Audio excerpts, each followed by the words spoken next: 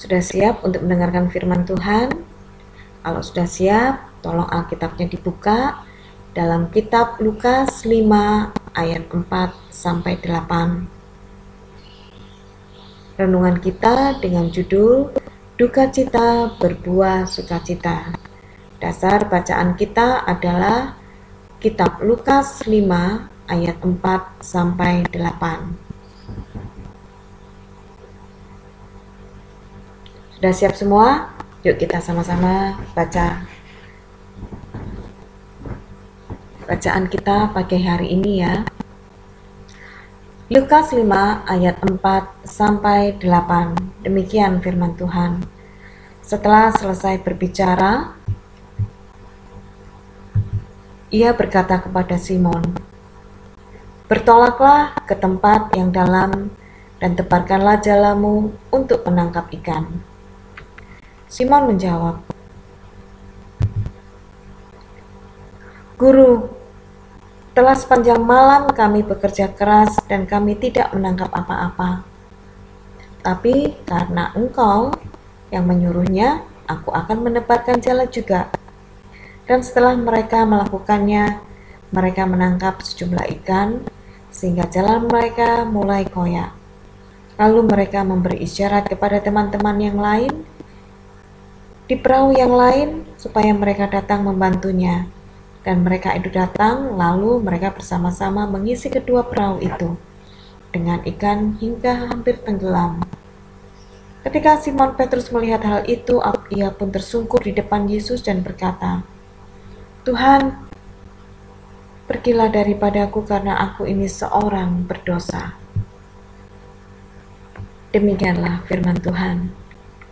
Anak-anak, pernahkah kalian memperhatikan orang mengupas buah kelapa? Mengupas buah kelapa tidak semudah mengupas buah mangga atau apel atau jeruk atau pisang. Untuk menikmati air kelapa yang segar atau memanfaatkan daging buahnya, seseorang harus mengupas kulit luarnya yang berupa serabut.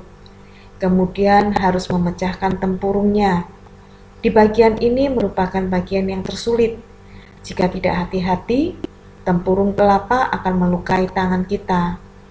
Tapi jika tempurung kelapa sudah terkelupas semua, kita bisa memanfaatkan daging kelapa sesuai kebutuhan kita, atau menikmati air kelapa sesuai dengan selera kita. Sama seperti dalam kehidupan kita sehari-hari, ada banyak ketidakmudahan yang kita hadapi. Sebagai seorang siswa, mungkin kalian tidak selamanya bisa mampu mengerti semua materi yang diberikan guru kepada kalian. Terlebih lagi di masa pandemi ini, yang membuat kalian belajar dengan berbagai banyak rintangan atau halangan. Demikian juga bagi seorang guru, mungkin banyak ketidaknyamanan yang dihadapi di masa seperti ini. Menyiapkan materi lebih awal dalam bentuk video, supaya para murid dapat memahami materi lebih baik.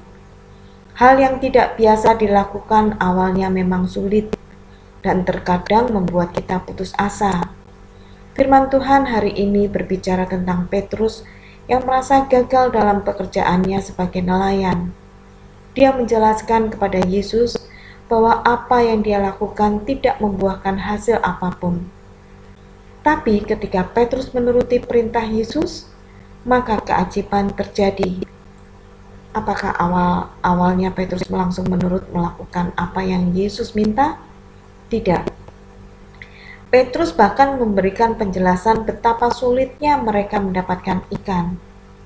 Namun akhirnya sukacita besar didapat Petrus dan teman-temannya.